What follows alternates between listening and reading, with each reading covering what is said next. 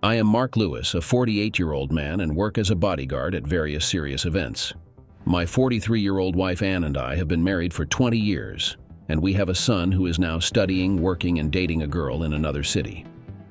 My wife and I lived a quiet life until a number of events occurred, because of which I had to make a very difficult choice.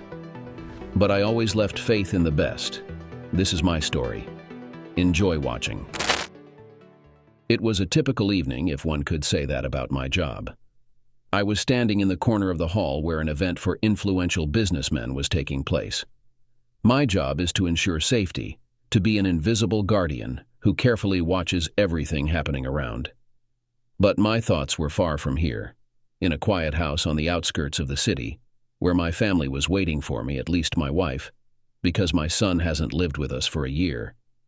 The phone in my pocket vibrated, breaking the silence. It was Ann. Strange, I thought, since she knew I was at work. Did something important happen? With this worrying thought, I stepped into the hallway to answer, even though it was forbidden, but I took the risk. "Hello, dear," Ann said in her soft voice. "I have a small problem. Our Hyundai broke down in the middle of the road. I'm stuck and don't know what to do." Her voice sounded tense, and I immediately felt my anxiety intensify, since Ann was supposed to be coming home from work, and it was already late. "Okay, listen to me," I started, trying to sound calm and confident.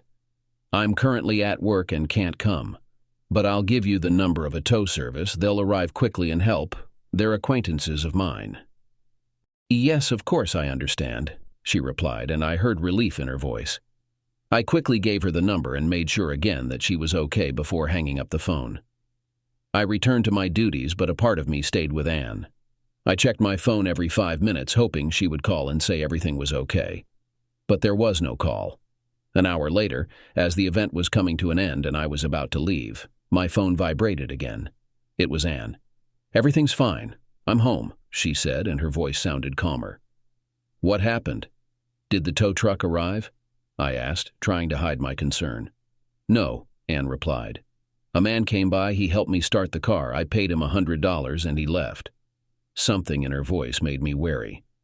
"A man came by and helped? Just like that?" The thought flashed through my mind, but I dismissed it, unwilling to give in to doubts. "Good that you're home and safe," I said. "See you soon."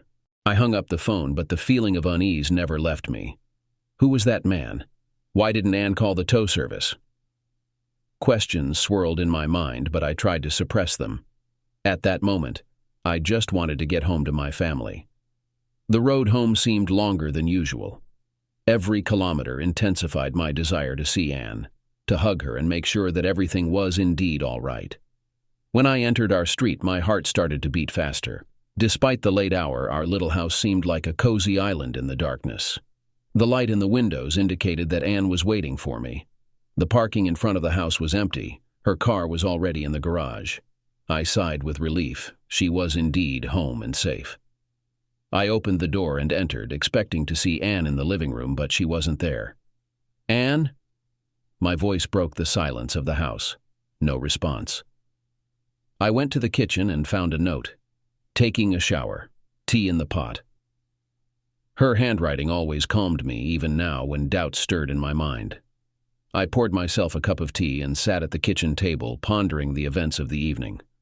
My thoughts revolved around the man who had helped Ann. Who is he? Why didn't Ann wait for the tow truck as I had advised? An unpleasant feeling sprouted in the depths of my consciousness, but I tried to suppress it.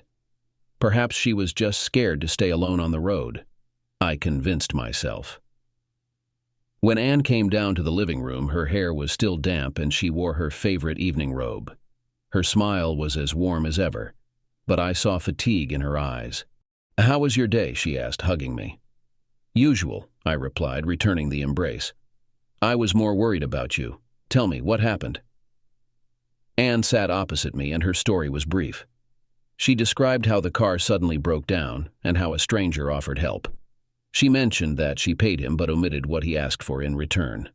Her voice was calm, but I felt there were gaps in her story. "And you don't know who he was?" I asked, trying to hide my curiosity. "No." Anne replied with an evasive smile. Just a good Samaritan, probably. I wanted to believe her, on the other hand. Nothing bad had happened. I was just a bit upset that someone else had helped my beloved wife instead of me. I decided not to press her and ask no more questions about that evening. Instead, we just talked about everyday things until fatigue made us both get up and go to bed. But before sleep, we decided to give in to the passion that had been so scarce lately. The following morning, I woke up earlier than usual. My sleep had been restless, and I greeted the dawn lying on the edge of our shared bed.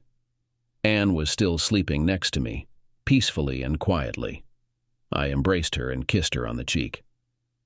Getting out of bed, I tried not to wake Anne and went to the kitchen to prepare breakfast.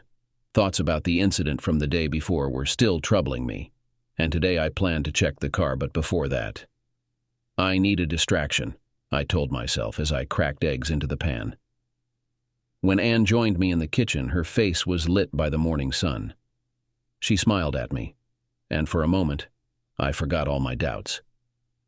We had breakfast together, discussing plans for the day. Anne had the day off.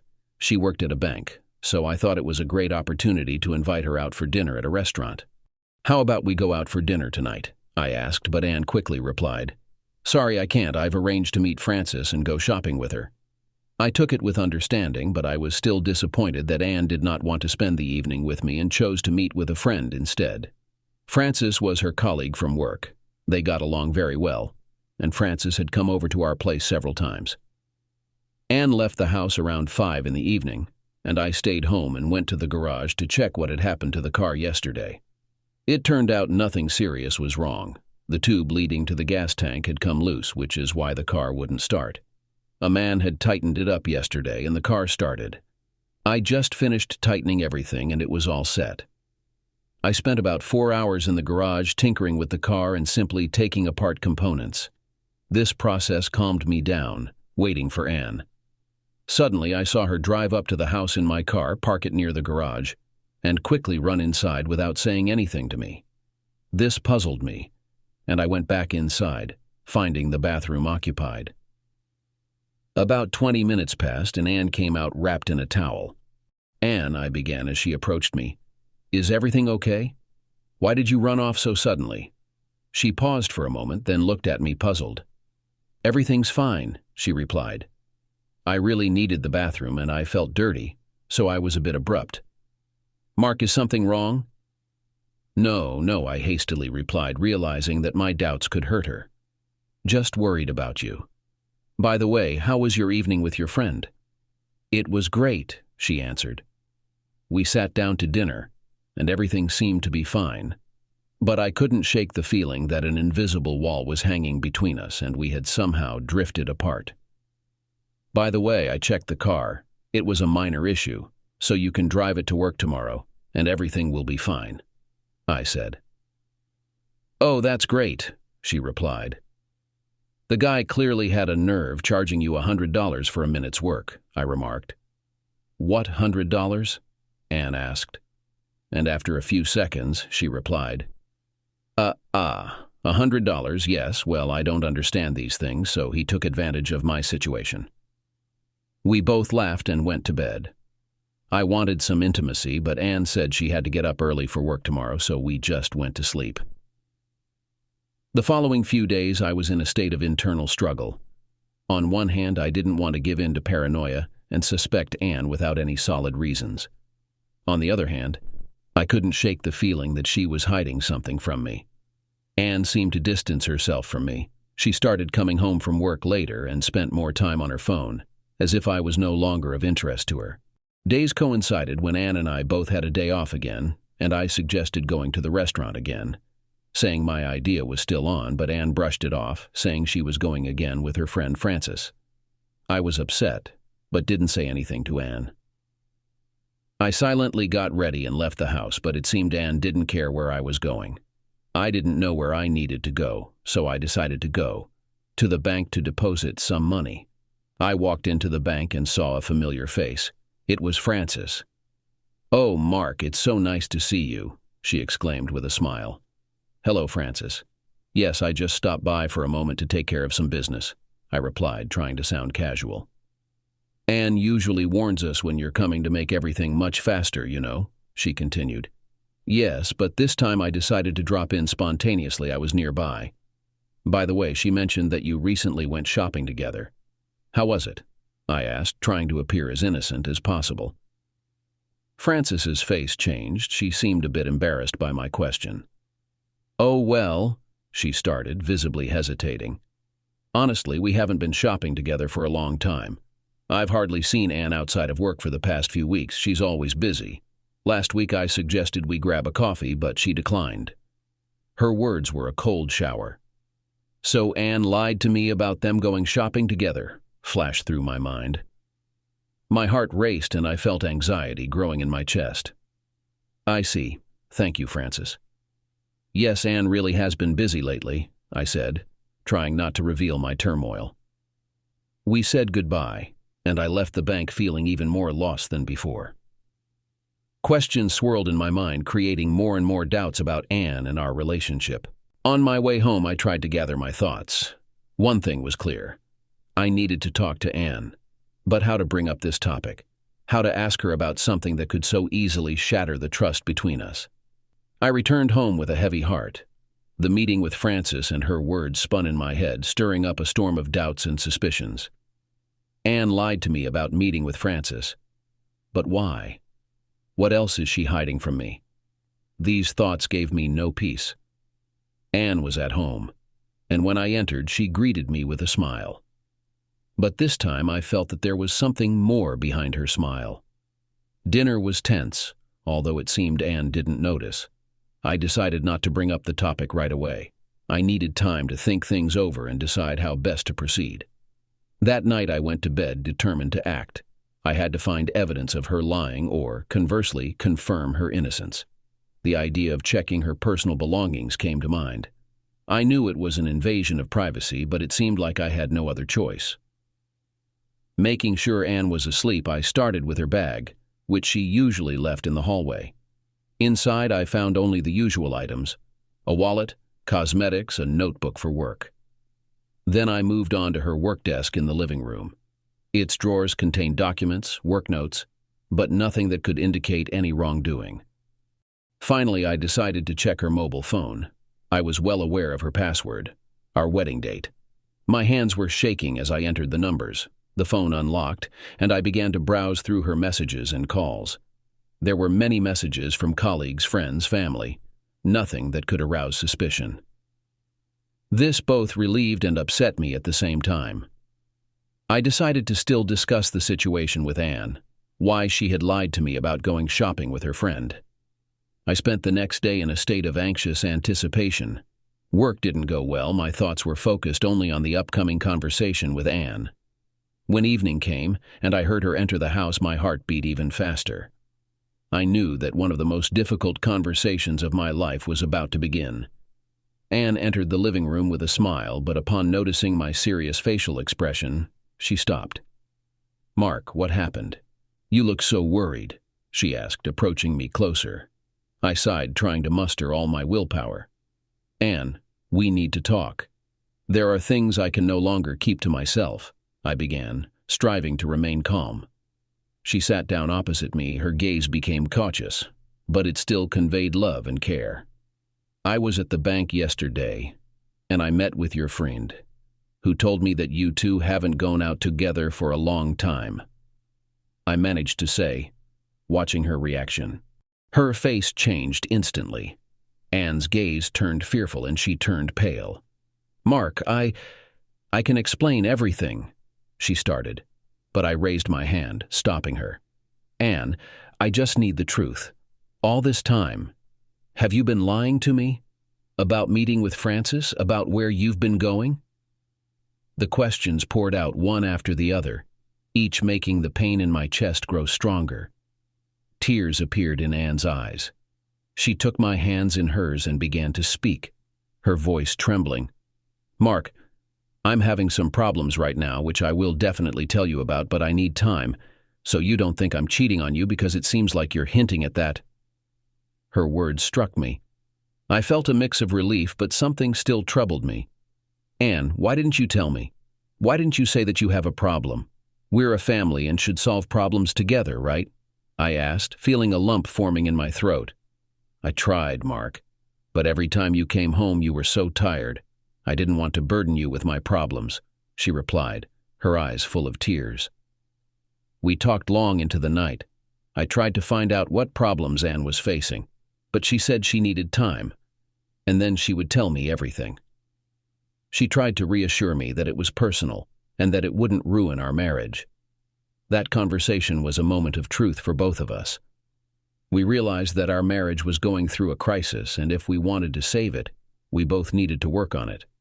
I promised Anne to spend more time at home and be more attentive to her feelings and needs.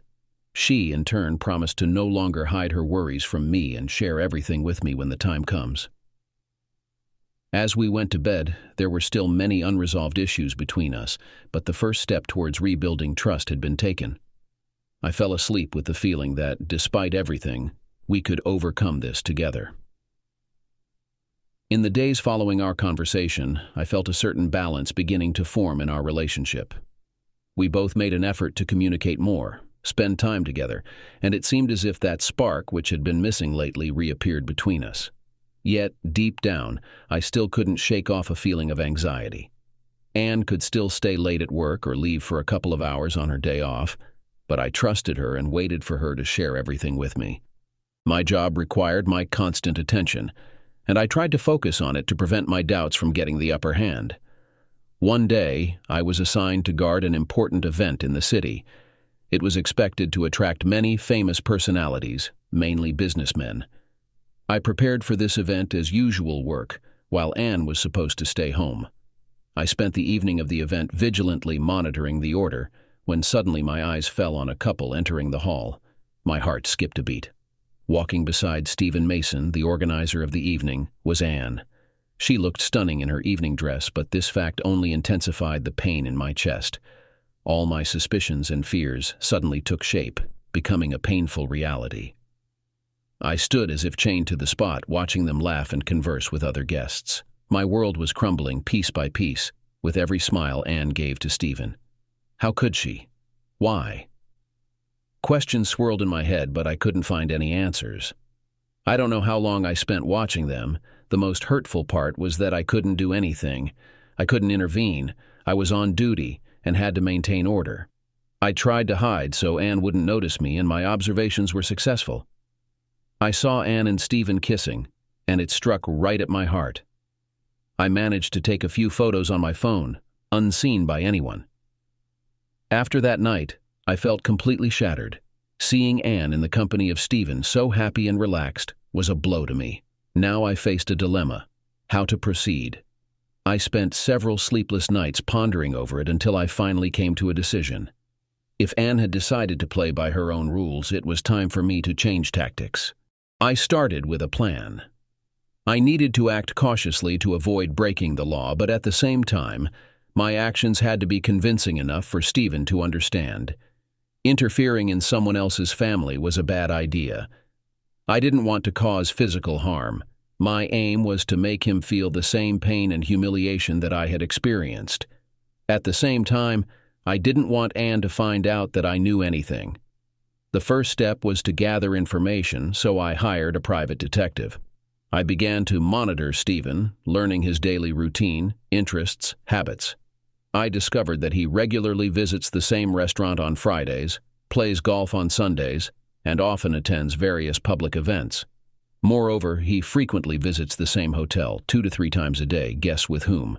With Anne.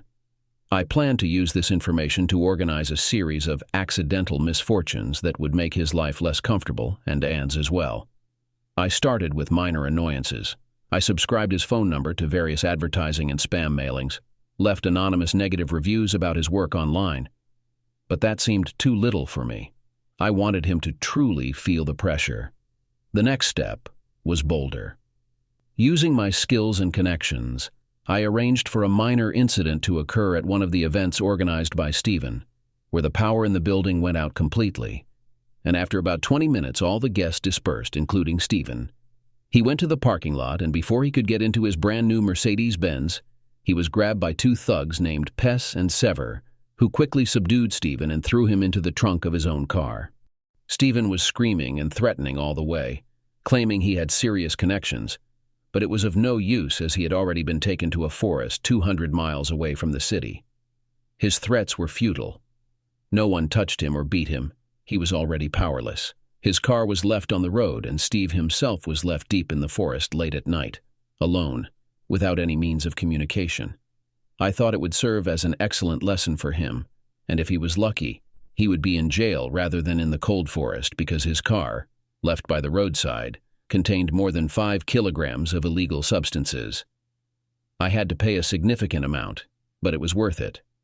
However, I didn't know what to do about Anne. During my work with the detective, I received numerous photos of Anne spending time with Stephen, but I also didn't want to arouse suspicion because Stephen's car, as well as he himself, were found the very next day. The guy eventually made it out of the forest, got into his car, and drove off in an unknown direction, only to be stopped by the police later on.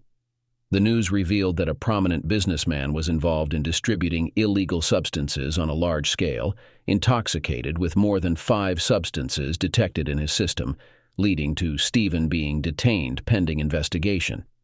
He had good lawyers who claimed everything was a setup, and he had been framed, but as of yet, there were no known facts or evidence. During this time, Anne changed significantly. She stopped disappearing from work and even agreed to go out to a restaurant with me, where we had a great time. I realized that Anne had been cheating on me and lying for a long time, but ever since Steve was detained indefinitely, everything between us improved. I didn't want to file for divorce because I loved Anne, but I also wanted to know the truth.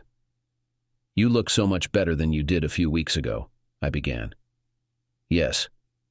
Mark, I have something I need to confess to you," she said, took a deep breath and continued. "Remember the news about Stephen Mason being arrested? That rich kid? Yes. What about him? Did he harm you?" I asked. "You could say that. Remember how my car broke down?" she managed to say, visibly struggling to talk about it. "That day, Steve stopped by and helped me. But in return, he asked me to do this, right there on the seat of his car." I paused briefly, giving her time to find the words. I refused, but he started threatening me, saying that if I didn't do it, he would ruin my life, and so I had to, she continued, while I listened with great interest. After that, he kept my phone number, and that very night he sent me an address where I should come the next day. I told you I was going with a friend, but I went with him to a hotel. This went on for several weeks. Steve kept telling me he would leave me alone, and I hoped that moment had come. But he always broke it with a call or a text. He invited me to his events, as if I was his girlfriend. He repeatedly raised his hand to me. I had to act dignified and pretend everything was fine between us. I felt enslaved and didn't know what to do. I was afraid to tell you about this because I thought you would leave me. I was very scared." Anne said all this, and tears were streaming down her face. I hugged her and kissed her. "Everything's okay now, darling," I said. A few days later, news broke out, and Steve was charged with trafficking illegal substances. The story went that, on the evening the event was canceled, he drove under the influence. He faced a long prison sentence. If at first I thought my actions were very harsh, now I think of them without a drop of regret. Anne still doesn't know that I'm aware of everything. I didn't divorce her, feeling that she loves me as I love her. The culprit was punished. I'm just scared by how I could have missed everything, and why Anne never shared it with me when it was happening. Who, if not I, could have helped her? We continue to live. Anne and I have started seeing a psychologist and attend sessions together. After all, the incident left a mark on her. But I believe we'll work through it, and she won't feel guilty for what she did. I understand why Anne didn't want to tell me anything, and I don't blame her. I was furious that my wife was used and blackmailed while I was oblivious to all of it. That's the end of the story. Write your opinion in the comments. How do you like the story? Also, don't forget to subscribe to our channel and like it. Good luck.